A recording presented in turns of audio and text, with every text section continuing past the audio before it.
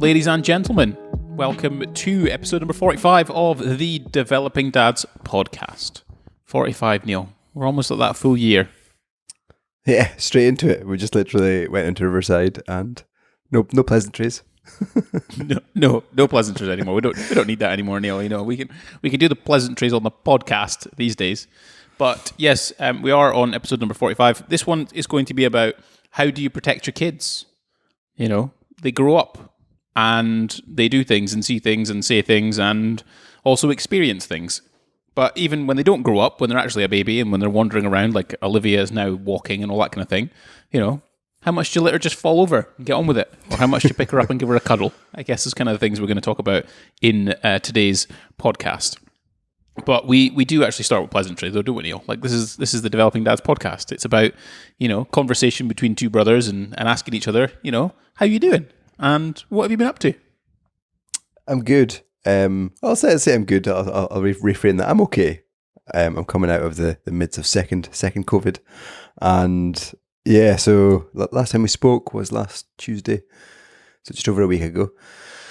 So I'll go back to then. The Wednesday went out for dinner with friends, and that was a late night. Like the friends came round till about 1 a.m, and we didn't have our kids, so that was fine. But they had their kids, which was a bit brutal. And then Thursday I was out again, so we had our quarterly meeting with the company that I work for, and we all went out for dinner and drinks on the Thursday evening. So again, another late one, another pretty heavy session. So Friday I was hungover, and we were meant to record another podcast, but I texted Gordon saying I can't do it. I was feeling pretty rough. Why were you so hungover? Was it just because there was just a cacophony of booze? Just like you couldn't stop yourself, and there were shots, and you were out till 3-4 in the morning? No, like, what was going on? I was in bed by midnight, but just I think 2 nights in a row. And then coming on to my COVID story is like, I think I probably had some kind of COVID brewing. And yeah, Friday, Saturday went downhill, still didn't recover from that said hangover. And then my asthma got really bad. So I was like, I wonder what this is. So I did a test on Tuesday, I think, just to see if it was COVID. And it turns out it was. So me and then Rebecca both tested positive. Just because we had spare tests, but didn't like go out and buy some. And the kids have been like coughing and spluttering and like all that good stuff. So yeah, I think we've got five rounds of COVID in the Greenhorn household. And yeah, just been surviving.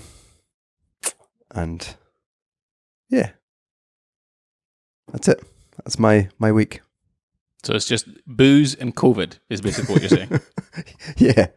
Yeah, and yeah, wow. The kids are doing well. They're still going to nursery and school because school's off, but nursery's still on. There's no rules in terms of isolation or anything. So life's pretty normal, but yeah, just got a heavy cold and feeling pretty meh. Meh. All right. Well, apart from that, you know, you're all right though, yeah. Yeah. Good. How you doing? How's your week been? This week so far it's a bit slower this week, which is kind of like this weird.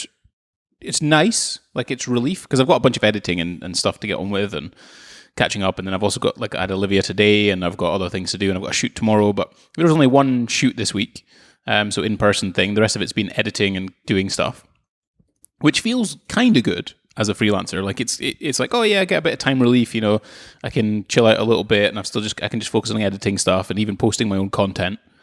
But it's then also that weird freelance thing where you're like, oh my God, what do I do? I don't have any clients. I've got no money coming in. Like, what the hell's happening? What's going on? So it's usually just that general roller coaster. But I think this month and last month in particular have been very, very good. So it's not like I'm worried. I could probably not work for the next 3 or 4 months and be okay based on the past sort of 2 months worth of work that I've managed to go through, which is, you know, felt pretty damn good and pretty secure. And then I've got a bunch of bookings in for next month as well through November. So that's all kind of like, that's good. And this week's just a bit quieter, which is quite nice. And then I've got a shoot tomorrow. I'm off to, ever heard of Ollie? Is it Ollie March On? Heard of him? Oh, is he the founder of that March On Gym chain? March On Gym, yeah. He's a very good looking gentleman, I must say. You know, great shape, good looking gentleman, trains hard, he's got a bunch of gyms. You know, so I'm off to go and film there with Mr. Joe Brighty. And I've also confirmed I'm going to Dubai twice in December. So the start of December, this is with Ali. So the start of December, between I think the 2nd and 4th or something, we're going over there for a conference he's talking at. And then later in like mid-December, there's another conference that we're going to where, you know, it's pretty cool. Like I'm hoping, actually fingers crossed. Like everybody keep the 3.5 listeners that listen to the podcast, please have your fingers and toes crossed, because the trip at the start of December is sponsored by Etihad. Wow. So I'm kind of hoping that we rock up to the airport and we get, I don't know. I don't know if have you seen the airplane seats where it's an apartment and you get to have like a shower on the plane and all that kind of stuff? Yeah, it's mad. Why don't you just extend your trip and just stay out there for a few weeks? Because I've got a kid and a wife, Neil. I'm not some unencumbered gentleman. Take them with you. I just had to pay for next month's nursery fees, so I ain't doing crap. Like, I'm sorry, but when are nursery fees the same amount as a mortgage? Yeah, it's mad. Absolutely mad. Like, it's just anyway. So that started. So yeah, I'm like, please, I'd like to have a shower in a plane. That would be the craziest thing. 20,000 feet. Yeah, that'd be one of the craziest things I've ever done. So I'd love that happens. And the second one's actually probably the highest fee I've ever been able to command for a vlog. Is it with Ali as well? Or? Yeah, so it's not Ali paying for it. It's actually the event that's paying for it. So It's like Ali gets paid his fee for a speaker fee, which is very high. I wouldn't necessarily say it. But he was like, oh, no, they want us to do like a vlog for it as well. And he's like, oh, we could, charge them a fee. What would that be? And I named it, and he was like, yeah, sure, we'll make that work. Nice. So that's pretty cool. And apart from that, that's kind of been my week, really. We had a really nice date night. What day is it today? We had a date night on Monday. I think it was Monday. Yeah, pretty sure it was Monday. On Monday we had a date night, which was really, really nice. I met Laura after she finished work, and we went to this place called Din Tai Fung, which is a Taiwanese like dumpling sort of place. And it's nice. It's really nice. Not too fancy, but really, really good. And it's just these like little clouds with surprises in the middle. And it's got like pork and beef and chicken and all sorts of bits and pieces. And they've got Michelin stars, I think, across in like Hong Kong and stuff like that. But not in this particular one. But they all sort of huddle around and basically just fold up these little things, into these parcels. You posted a photo on Instagram and they're all like in hazmat suits. Yes, yeah, it was quite impressive. But no, we had that night, and that was really good actually. That was it's just the two of us, right? Just chilling. And obviously we were back home before 8 p.m. That's a normal thing to do these days. Yeah.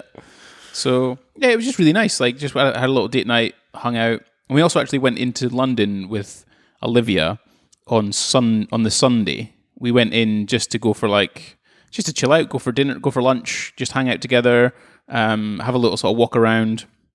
I did actually try and go to... Sorry, my week seems to be way more packed than yours, Neil. You just got drunk and had COVID. I went to... Do you know James Hoffman's got Proof Rock Coffee? Yeah. So he's got this Italian coffee machine thing that they made a special blend for and yada yada. Anyway, we made a detour because you could walk. Remember we walked from basically Ozone all the way to central London? Do you remember that time we did that? So I wanted to do that from Farringdon, and we went to the coffee shop, but then it was kind of complicated to get the Italian roast bean thing to go through the machine because it was kind of like a taster plate thing, and I was wanting a takeaway coffee and blah, blah, blah. You know, the usual when you've got a pram that's the size of a small tank, plus a wife and child that don't necessarily want to sit in a busy small coffee shop. So I just got a flat white to go. So I'll have to go back and try that out. But we did that on Sunday, and I bought some new jeans, which... For any gentlemen who have squatted at any time in their history, it's quite difficult to find jeans that actually fit these thighs and these glutes. So I had to try on quite a few. That's probably the only time that retail actually exists these days. Would you say, Neil, is when you have to try like jeans and stuff on, right? Yeah. I mean, like the high street. That's a dying breed. But actually, I did something that I've never done before. Is Amazon wardrobe. Oh, So I got 10 shirts delivered to me for free, and I had 7 days to try them on. Didn't take any cash from me. 7 days to try them on, and I just tried them all on, kept 2, and then returned the rest. And so how much did you pay for the 2? I don't know. They were like 40 quid each, 30 quid each. So if you hadn't sent them back, they would have charged you, what, 400 quid? Yeah, for all 7 shirts. Yeah. Wow. But that, yeah.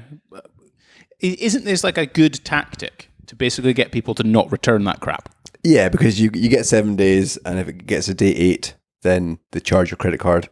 But I did it as soon as I got them, and I thought it was quite a good service. I mean, they came next day. Like it was the evening I ordered them, like this time, 8 o'clock, and then the next day I've got all my shirts I can try on. This is it. You know, I think I was talking to a friend about this, but the whole kind of high street thing is now pretty much predicated on some sort of community and definitely service. You know, you have to have a good excuse to why you would go shopping, right? Yeah. Because now you can literally sit in your pants, you know, farting, eating some crisps, watching some TV, and ordering whatever you want. Like whatever you want. You don't have to do anything now, and that's bad. Because, you know, I don't know if like you, but I remember just before our wedding, I went to go and get a nice shirt from a place called Turnbull and Asser. And it's a very old gentleman's shop and whatever else. But it was nice to be treated like a princess, you know, for about 3 hours or whatever it took me to get fitted for this bloody shirt. And you get to know the history, and they talk you through it all. Maybe that's not everyone. Maybe no one gives a shit, and they just go online and buy their Amazon shirt or whatever else. But I don't know. I like that, and I think, yeah, it's just such a shame that it's such a dying breed now, and you know, people have got better things to do with their time than go to Turnbull and Asser for 3 hours and get fitted for a shirt. Yeah, I don't know, like these historic. They've kind of got history, but it's the high street brands that like Next and I don't know, Top Man, House of Fraser. House of Fraser, yeah, all those are just a dying breed. Yep, there's no point to them. It's a shame. It is. But that's because they neglected the high street, really, didn't they? They neglected the community, the service-based thing. You know, you walk into a Primark. How horrific is it to shop in Primark? Yeah, I agree. Single-handedly, one of the worst shopping experiences you can ever have. You know, from the amount of people that are there, the crap that's just lying everywhere, to actually getting it home, washing it once, and then it doesn't fit again. Ever. Ever. Yeah, I know. There was another. What was the other shop I was going to mention? Oh, I can't remember. It's gone. This is going to be the podcast probably. Marks and Spencer's. Yeah, John Lewis and all those, like Aberdeen, where we're from. John Lewis is now gone. Marks and Spencer's is almost going. There's going to be nothing left. Yeah, John Lewis. Aberdeen. Yeah. So who's taken over John Lewis's then? So John Lewis is a vaccination centre. Wow. But the thing, I like John Lewis's. Like, I think John Lewis is a nice shopping experience overall. Yeah. And I'd say Marks and Spencer's is pretty good. Marks and Spencer's food, like Marks and Spencer's. First of all, there's definitely two or three things that I would buy from Marks and Spencer's over anywhere else. The first one is pants and socks. Like, I'm sorry, but if you buy pants and socks from anywhere else, you're wrong. Marks and Spencer's is the only place where you go buy pants and socks. Dad tip. But it is. I can tell me I'm wrong, Neil. Tell me that I'm wrong when it comes to Marks and Spencer's pants and socks. I don't think I've tried Marks and Spencer's, but I go with Amazon, but I can't remember the brand. Oh, so you go Amazon. You go Amazon rather than Marks and Spencer's pants. Yeah, but they're not made by Amazon. They're like, I can't remember. Go on. I don't care. Marks and Spencer's pants and socks. Okay, so that's the first one. The second one is fruit and veg. Fruit and veg at Marks and Spencer's is hands down the best fruit and veg you can get anywhere. Like, I don't know how they do it, but the raspberries, they don't, like, as soon as you buy Aldi raspberries, right? They go out of date as soon as they get in the house. Yeah. Yeah, as soon as you get in the house, you put them in the fridge. You open the fridge 5 minutes later, they've got mold in them. Yeah, strawberries. Whereas Marks and Spencer's, you could probably keep them for 6 years and they'd be absolutely fine. You know what we got recently opened up near us? A Waitrose. which Wow. kind of shows the affluent area I live in now, Gordon. Has Dad been writing in to Mr. Waitrose saying, why have we not got a Waitrose in Dunfermline? This is outrageous. I want to use my Apple Pay. It's mad. Like, I just didn't expect a wee town to have. They must have surveyed the area and thought it was a good investment. I believe that they do actually only open up if you're in like an A something band for like council tax or something. Like you have to have a high council tax area or something like that, I think, before they'll open. So that it must be. Yeah. Which, I mean, we've been in there a few times, and yeah, you guess like we got a really nice, what was it? Some kind of lamb shank thing for a date night, which was delicious. So yeah, it's nice to go for a treat, but there's no chance I can do my weekly shop in Waitrose. No. But you should try. Let's say, Neil's got a lonely evening to himself and all the family are out. You should get a Charlie Bigham's. Have you got any of them before? Yeah, we've had them before. They're divine. Again, pretty expensive for an oven, a meal you stick in the oven, but delicious. Like, I mean, even the mac and cheese is unreal. I would go as far with Charlie Bigham's to say it's better than a lot of takeaways. Yeah. And for £6, I'm okay. That and a packet of veg from Marks and Spencer's. I'm having a great evening, quite frankly. Yeah. Waitrose also do some good beers, so that's also a good shout if you're looking for some different types of beer to buy for the fridge. Yeah, and they've got quite an array of coffee, called different kind of coffee beans as well. Nah, don't buy coffee. Don't buy coffee from a supermarket, Neil. No. Right. I'm going to tell you why. First of all, beans. You have to buy beans close to the roast date, and you have to have used them within 3 months to get the best out of them. Do you think that fits a supermarket financial model? Probably not. No. Probably not. No. So please just go online. Go to Kelowna Coffee. Go to Origin Coffee. Go to Nude Espresso. Go to Brick Lane. What's it called again? Square Mile Coffee. Very good. Okay. The best one is Kelowna. Collonna, I think it is. It's in Bath. Absolutely incredible beans. You'd love that. Cool. Well, I might treat myself. Shall we, rather than talking about the number one supermarket things and gripes that we have across the across our 3.5 listeners, we do actually want to talk about. What I want to talk about was how do we protect our kids? Because I was kind of pondering it a bit today, and I have been pondering it for a little while. I mean, I'm probably not quite in the stage Neil's at with a 7-year-old who has access to mobile phones and all sorts of bits and pieces, and she can answer back and do what she wants to do. But it's just more like Olivia started walking, right? Do you remember that moment, Neil, when the boy started walking and Isla started walking? Yeah, it's just the fear, really, and what's going to happen to them, what they're going to grab. It's just there's so much danger now, isn't there? It's like it goes from lying on your back, not being able to move anywhere, to some crawling, to now she just wants to walk everywhere. And I've got a nice brand new quartz worktop that's got a waterfall on the end, and that waterfall is rock hard.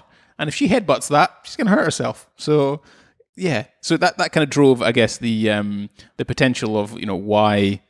Yeah, the potential of like why I want to talk about this and go through it, because I was a bit terrified about the prospect of Olivia starting to headbutt various quartz worktops and injuring herself, pulling things down and venturing out.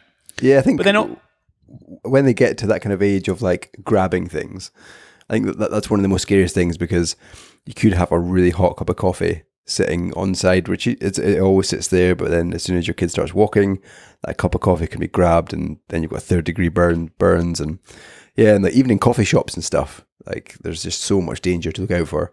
Thankfully, I'm past that, but yeah, in your shoes. I don't think you're quite past it. The boys still must run havoc and then headbutt all sorts of glass walls and alike. Yeah, there's probably some moments, but yeah, I think they're getting better. Anyway, so how do you? Because at the moment, right, and you're probably gonna have to reflect back a little bit, but obviously Olivia's trying everything, right? She's trying to grab everything, do everything, move around, wants to do bits and pieces, and she's also not in a position necessarily to explain to her why it's not so good. So how did you go about trying to explain to like the boys and Isla, for example, when they were young? How did you explain to them, hey, hold on a minute, this is a hot cup of coffee, don't touch it? What did you do? Yeah, I think tone of voice is the biggest thing. So they don't necessarily understand words. Maybe give them their due. If they're a year old or over a year old, they may understand like certain words. But yeah, tone of voice and just your expression can go a long way. And it's amazing how that works, isn't it? Yeah. You know, because we don't even use words. We just use noises. Yeah. So it's like, yeah, that's exactly it. And that stops her in her thing. She looks at you, and she now definitely thinks, you know, she definitely knows that's a no, and now she definitely is starting to work out how to manipulate you.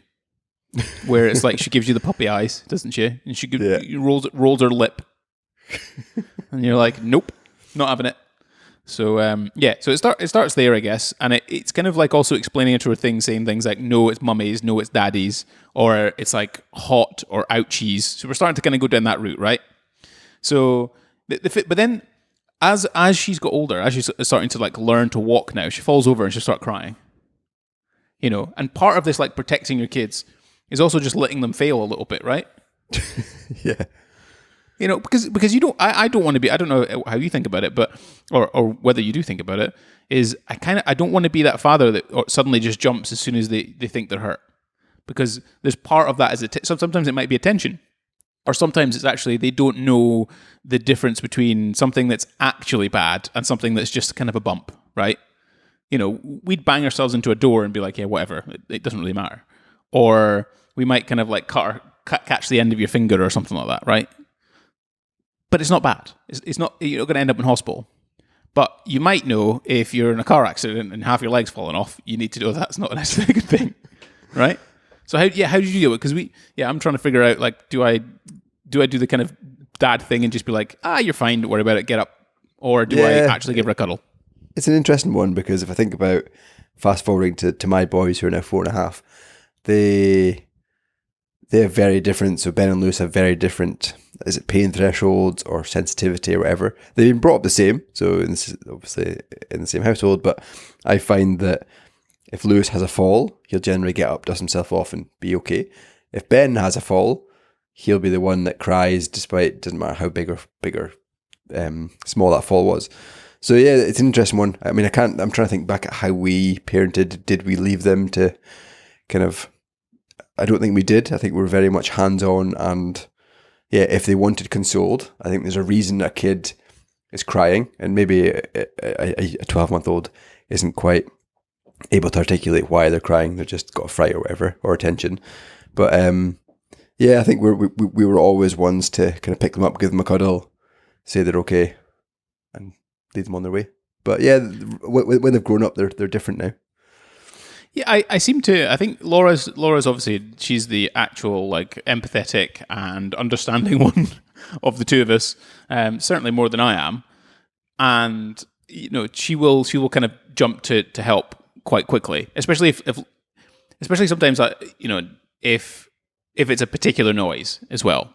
Like you get very attuned to, you know, things that aren't quite right or normal, because you can hear like a moany cry, you can hear like a funny kind of you know, an uncomfortable kind of just moaning about life and whatever else. They're not actually crying about anything in particular. But it was like last night, I think Olivia got her foot stuck in like the bars of the cot, so she was screaming because obviously she couldn't move in her legs, and Laura was like straight up and went up, and I didn't even challenge it. But sometimes I'm like, nah, leave her, like she'll be okay. Or if she falls over and she kind of, you know, because she'll kind of fall back and onto her bum, she'll kind of go, moan about it. But then I'm just like, nah, come on, up you get. So it's kind of like, I guess it's kind of parenting, isn't it? You're just kind of balancing the two of you. Because one has to be good cop and one has to be bad cop to some extent, I think. Yeah, there's definitely part of me, especially now, is if the boys, I don't know, they're climbing on the sofa on the edge of I've told them not to do it a million times, and they fall and hurt themselves and they start crying, I just like swear inside myself and be like, what the F are you doing? But whereas Rebecca would be like, oh no, give them cuddles, blah, blah, blah. Interestingly, you talk about like tone of voice or like the tone of their cry and stuff. I remember vividly, I still remember it to this day, and this was like 2 years ago now. Isla broke her arm on her elbow, snapped it, and there was nothing. There was no tears, there was no cry. It was, she went pale white, and she knew something was wrong. Like she but the weirdest thing ever. There was just no she's kind of lay on the sofa after it happened. I was like, I'm going to be okay. I'm going to be okay. I'm going to be okay. But it was just weird. There was no tears, no crying. A shock, isn't it? Yeah, but it must have been bloody sore. Like, must have been. Yeah. Absolutely. And that's it with it. So your kids are a bit older now, and their rough and tumble is a bit more different than Olivia's. I guess where she kind of just stotters around the house, bumping into things or falling onto her bum. You know, how do you then? You know, I guess there's like varied conditions. Like if you're walking down the street, you make sure they're on your left hand side, for example. If the road's on your right hand side, you know, I imagine you can see dangers that are going on, like rivers and ponds and all that kind of stuff. But at what point do you just kind of let them? You just know, like you know that they're going to run off into a field, and they're going to fall over because they're running far too fast. Yeah. At what point do you stop? I think probably, I don't know, an age maybe 3.5, 4, when they give you confidence that they understand. So, for example, when they're running to nursery, they run across or run on the side of our busy road, and they used to always run up to the traffic lights, which is right at the side of the road. I don't know why they put traffic lights at the edge of a road. Like, it gives me the fear every time they run up to a traffic light, try to push the button. Like, if they trip or misjudge it, a car is just hitting into them. Why didn't they put the traffic lights further back onto the pavement? But they now know, like, there's a marker that we've told them that, like, you stop before the red bit, and then you don't go any further until we're beside you. And they get that. And I think part of it is you explain why. So if you went any further and tripped, then there would be a big accident. Or if they're on their scooter, we tell them not to go down the hill fast. Because if they go down the hill fast on a scooter, they're not going to be able to stop at the road that's coming. So yeah, I think it's just teaching them, and now they do listen and they do understand danger. So I feel that, and I think they respect us enough to think, yeah, we know what we're doing. I think there's also a level of death there, isn't there? Yeah. And they've experienced so much pain, or they've experienced pain from falling or tripping, that they understand, like, that car is going pretty fast. If that hits me, it's probably going to be very sore. Yeah, it's not gonna happen, is it? Because, you know, I think there's a certain point where you tell them not to touch the hot pan, right? And some people and some kids just don't listen. So they might touch the hot pan and they'll burn themselves. It won't be a serious injury. It won't be something that they're likely to be in hospital or die from. But it'll be sore, and I can't imagine they'll go back and touch that hot pan again. Yeah. But you kind of don't want them to be like, I'm going to run into the middle of the road and get hit by a car. Like, no, that's not. There's a certain lesson you're not teaching there, is there? Yeah, I know. And our boys are really into climbing frames just now, and they, instead of doing monkey bars, like typical, like, climbing, like swinging yourself to bar, they climb on top of the monkey bars and walk across them. Oh my word! Okay, right. That's a bit far for me even. And yeah, it gives. And actually, it's quite a fitting story. Last night, Rebecca took them out to the park, and Ben was doing his thing where he climbs on top of the monkey bars. All his friends do it, so it's like, and how do you balance that? Like, dads think it's okay. I kind of think it's okay if I'm under it. Anyway, Rebecca wasn't under him. Ben fell from the top of the monkey bars, hit his neck on the monkey bars, but managed to grab with his hands the monkey bar. Wow! So he was just dangling, like, up. And yeah, if he didn't catch himself, that would have been a nasty fall. And wow! Yeah. So, like, impressive. There's part, like, I mean, when you were older and you were on your BMX doing backflips and stuff, I don't know, like, I think you've got to let your kids experience danger. He's got to pick them up and dust them off, right? You know, there's just a certain point, and equally, I'm sure as our kids get even older and they become sort of close, they become adults, right? They become 18, 20, 19, 20, 21. They've just got to make choices, right? They're going to make choices that you won't agree with. So I guess, you know, like, this is hypothetical, obviously, but how do you envisage helping Isla or the boys and me helping Olivia? Like, have you thought about how you're going to help them when they're 20, 21 and they're trying to decide, you know, do I take this drug that someone's offered me? Do I,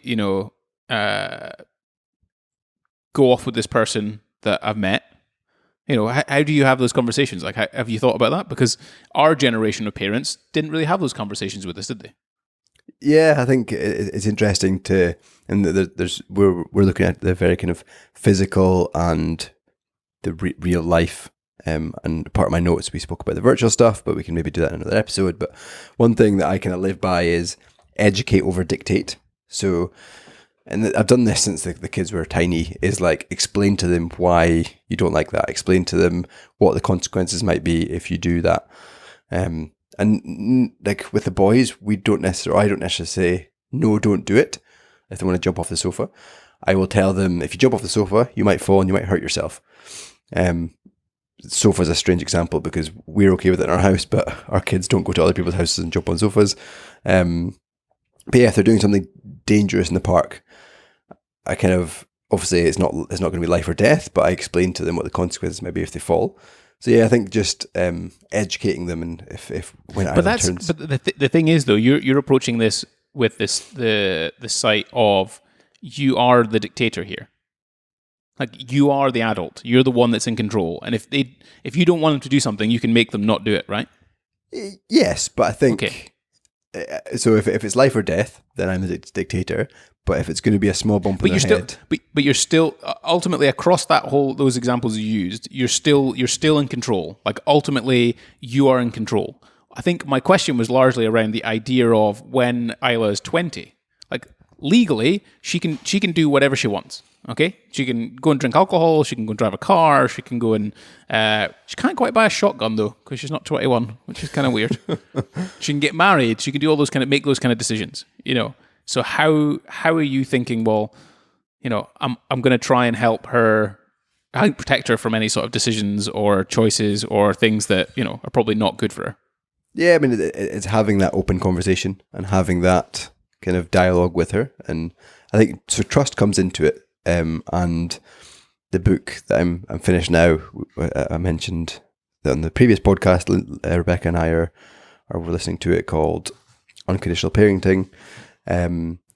It's all about building trust with your kids, and if you can start as early as possible when they go into their early adulthood in their 20s and stuff, then it's the trust is there, so you can have that open conversation, like if they're going out with a boy, or like, just, I don't know.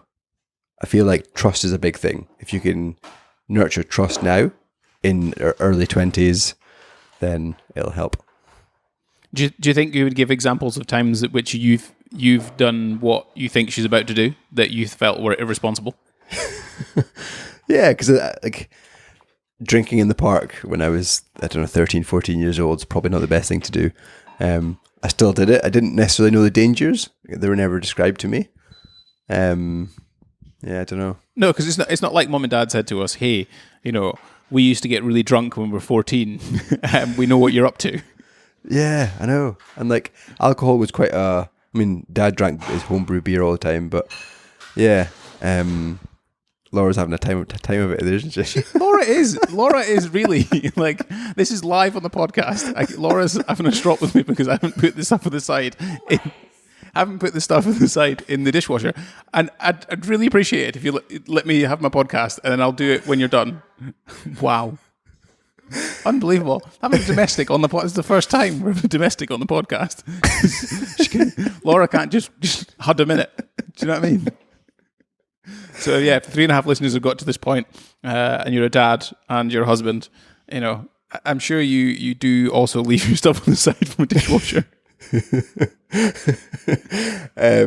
Where were we? Yeah, drinking in the park, alcohol. It wasn't really a talked about subject, and we did it. We obviously survived, but it wasn't so much that that didn't happen. It was just kind of like, I think for like Olivia, I don't mind telling her what I think I was up to when I was younger, because then I think it humanizes you. You're not necessarily you're not a dictator, right? Because you got to take that away at some point. You can't be the person it's just black or white. You can do this or you can't do this, because that's how you kind of have to treat kids. because you know the dangers, and sometimes it's difficult to explain to them exactly what the dangers are and what can be hard, but you can see that things can get hurt, and also it's a right pain in the ass to have to go to hospital and spend 48 hours because you know that thing will result in them getting injured. But I guess as you get older, or they get older, certainly, it's kind of a case of, well, you've got to take away that dictatorship, right? You've now got to just talk to them on a level playing field. And I do feel like telling them about things that I got up to when I was younger that I probably think are a little bit irresponsible, or certainly things that weren't necessarily, great at that age, humanizes you a bit, so then you understand. And it's more just like, it's up to you if you make that choice, if that's what you want to do. But I kind of regret it now as an adult. I probably wouldn't really have done that, I guess. Yeah, no, it's a good point. Just being open with them. And yeah, I mean, it scares me that in 10 years' time, or not even 10 years' time, like I'll be 17. So in like, I don't know, 7 years' time, she'll be 14. And I don't know, when I look back when I was a 14-year-old, yeah, but 14 was okay. I think it's when you get started closer to that sort of 15, 16 age, right? When you're potentially going to be drinking, there's going to be friends around you. And as well, I think we were quite protected in that we lived in the middle of nowhere, right? And that ultimately leads to just less access to stuff. And I think being older, also when you do have access to it, you've probably got a more mature mind and you recognize the potential ramifications of a certain choice. Maybe not. But I certainly think that our kids are going to be growing up in a very different environment, right? They're going to be growing up in inner city life, around more people, more influence, more access, that kind of thing. So I wonder if that's going to make things different. Yeah, and I think like if we were brought up on that farm but had social media and had like Instagram and Snapchat and all those things and TikTok, then would our childhoods be different? Probably. But one thing that actually Isla mentioned today, or I don't know how we got into the conversation. So Isla's got a friend over just now, and we're getting pajamas on and stuff. And her friend was taking photos on Isla's phone. Isla's got a phone that's just like locked down to 3 or 4 people she can phone, and there's no apps and stuff on it. So it's just it's pretty secure. But anyway, it's got a camera. Madeline was taking photos of her and stuff. I probably shouldn't have named the child, but I have already. Doesn't matter. Don't listen. But I was getting ready, and I kind of mentioned to Isla, just because I heard Madeline taking photos, is like, just don't take photos when you don't have any clothes on, because it's just not a good thing to do. And then it went kind of down the rabbit hole of like, why not? And yeah, like I wasn't really prepared for that conversation with a 7-year-old of like asking me why not? Why can't I take photos of myself naked? Yeah, that's interesting. Actually, I'd never even. Yeah, there's. I guess we're talking about like how we protect our kids, right? But there's some things you've just got to think on the fly. Yeah, and that kind of caught me off guard, and I just said that you don't know where those photos will go when they're on your phone, and other people could have access to them and kind of off the cuff. But one of the things that do you think in that sort of live situation there, do you, and it's very, very difficult to think about, but the first thing that came to my head was just kind of like explaining to Isla there's a level of privacy that you can pick and choose what you wish to show the world or not to necessarily show the world. And when you take a picture, then ultimately that's something that's there forever, and it doesn't necessarily go away unless you delete it. So, you choose, Isla, if you want to be private for something, just like you don't want the boys in your room, that's basically privacy. So it's the same kind of thing. And, Daddy doesn't have any pictures of himself on his phone with his clothes on. But yeah, it's a very, very good point. And Isla knows if she's at a friend's house or a sleepover, she knows to get changed in the bathroom and just be a bit more cautious about her body and stuff like that. But when it came to her phone, that was a shock. And anyway, what this book teaches you, the unconditional parenting, which I'll commit to making an episode on when I've finished it again, is I've lost my train of thought now. Yeah, like in the moment, something might have exploded with the kids. You might have overreacted, or that situation with Isla discussing taking photos on her phone.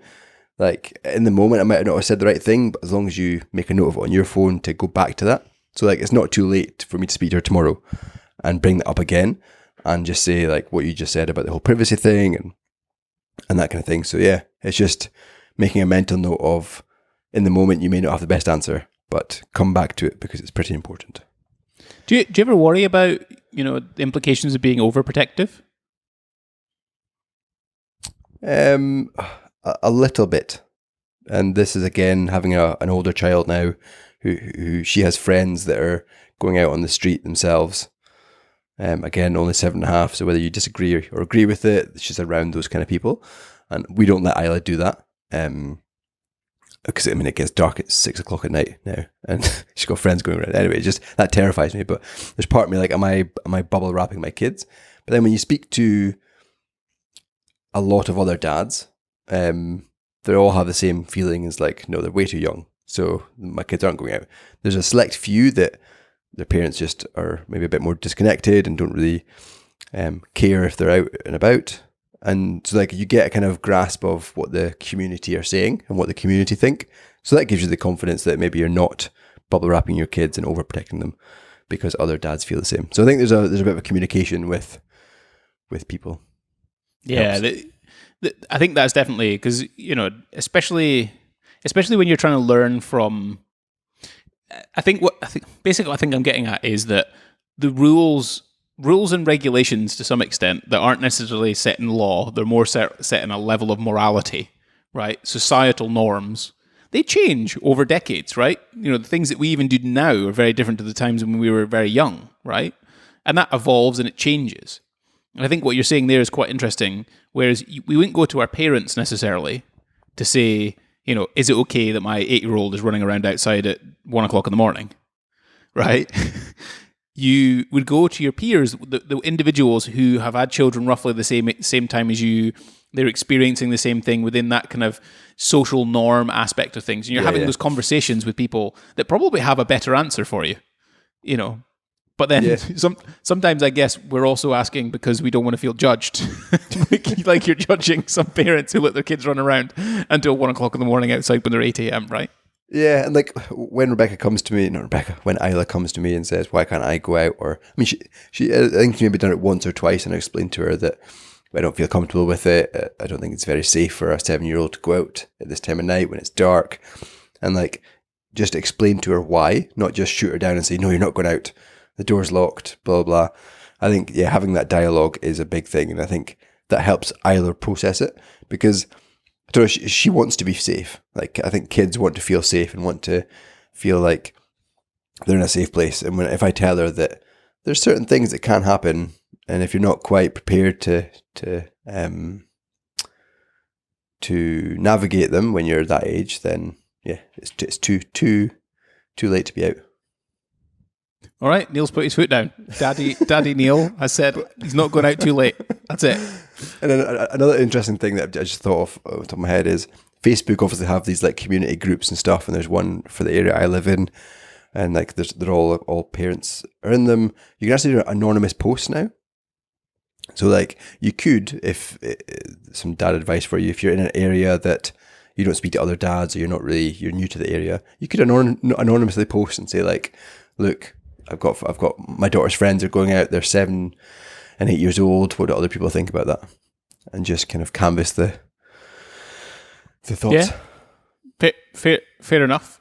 And nobody teaches you this thing. Like nobody teaches you what's safe and what's not. No, they don't. They don't teach you because we know. I think we are of the understanding of, generally speaking, what is right and wrong from a legal perspective.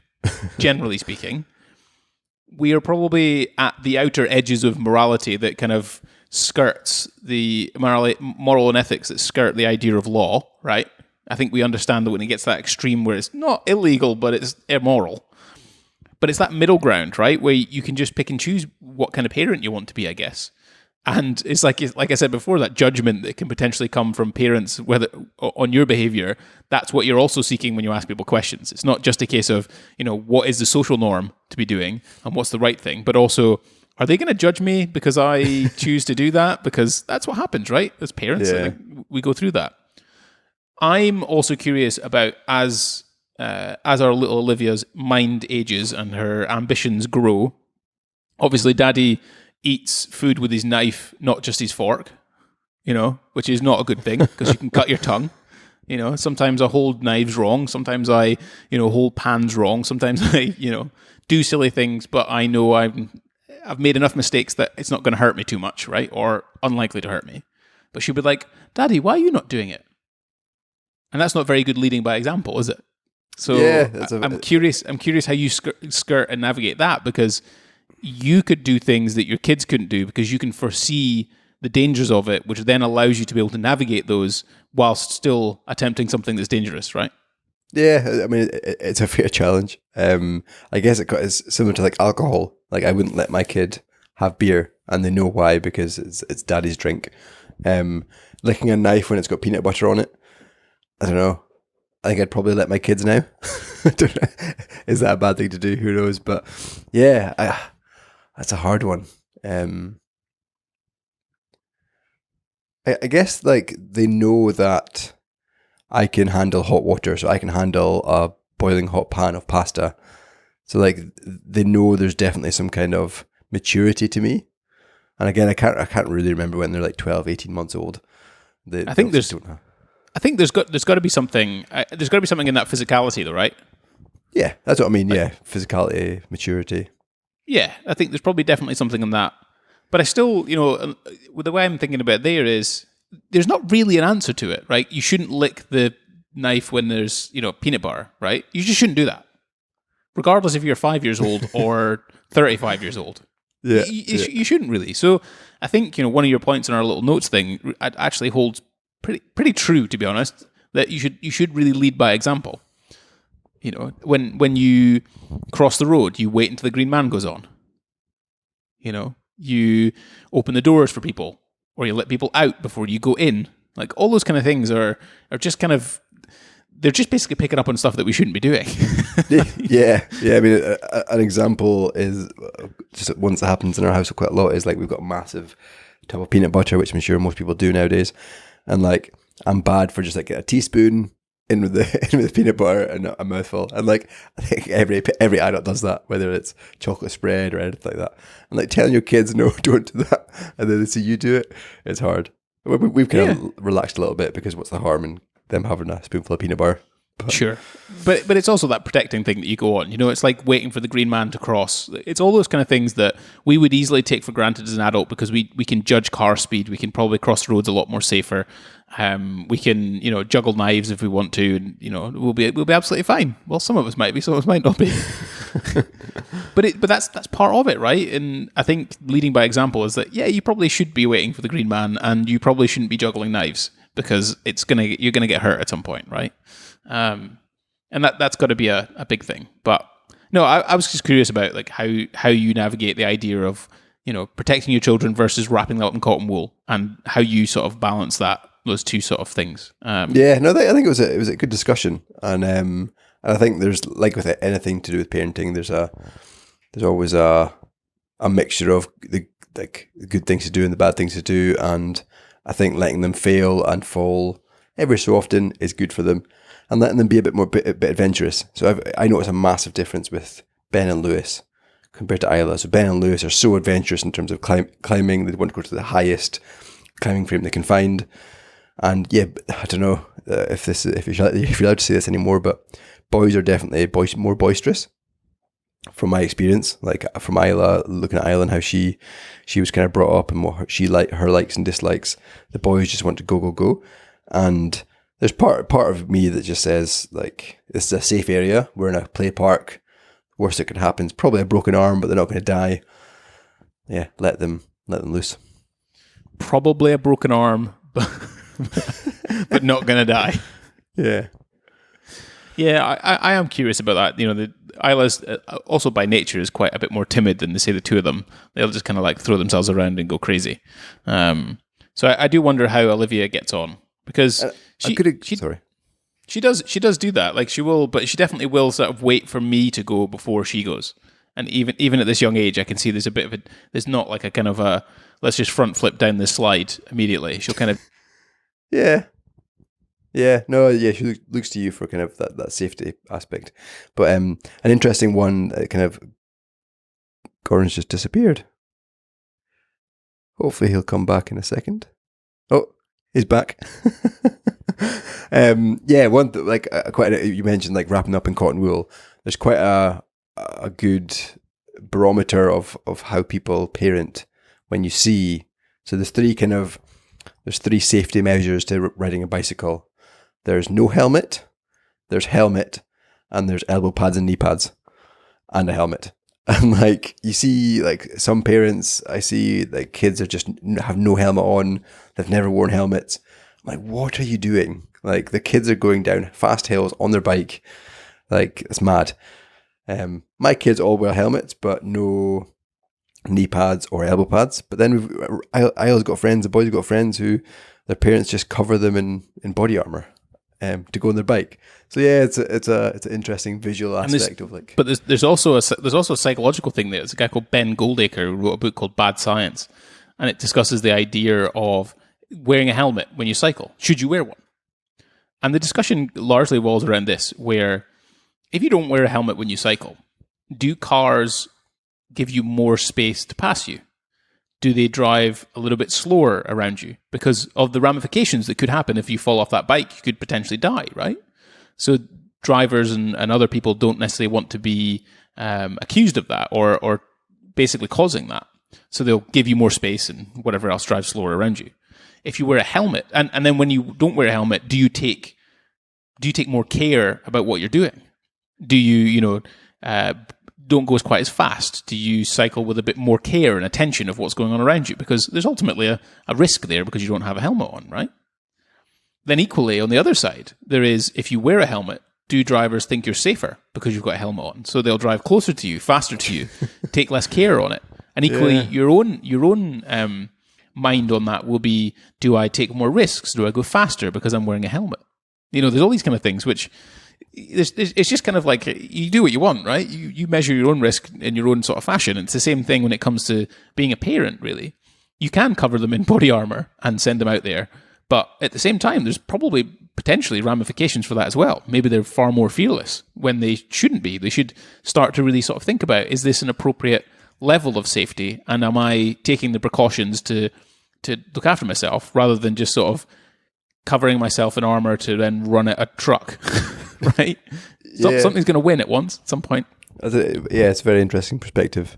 And talking about leading by example, if we go out on the bikes as a family, I always wear my helmet. And I don't know. We've both been in probably quite bad biking accidents, and I just think a helmet is such an easy, relatively risk. Like I don't think it necessarily amplifies a kid's risk-taking ability. So I don't think. I'm just putting it out there as a question of whether or not you should wear a helmet or cover your kids and all that kind of thing. So to be honest, it is. But I think it's a good example of, ultimately, if you're going to ask them to wear a helmet, why wouldn't you? Yeah, exactly. Yeah, there's no difference. But either way, that was a good podcast. That was fun. We got into the where you should buy your pants and socks, and in fact, the only place you should buy your pants and socks, where the best fruit and veg is, and then also how we protect our kids and how we've negotiated that. So I really hope you've enjoyed this episode 45 of the Developing Dads podcast.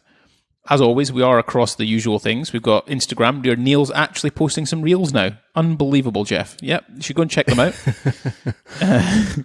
Incredible. And we also are on YouTube. So if you want to see our shiny faces, feel free to check out our YouTube channel. You can watch and listen just at the same kind of high quality you get this in your earbuds. But yes, I hope you have a great week. I hope you've enjoyed this one. We might even have 4.5 listeners, because our last episode did actually quite well compared to everything else, which is nice. But yeah, any lasting, promising words to say, Neil? No, it's been a good podcast. I can't believe it's been an hour already. Smashing. Enjoyed it. Excellent. Well, Laura wants me to get off this podcast because she's just disturbing her watching TV. She comes home, shouts at me about the dishwasher, and I'm on the podcast. So whoever listens to this at some point, they're going to love it. Anyway, thanks for listening, and we'll see you in the next one. Cheers.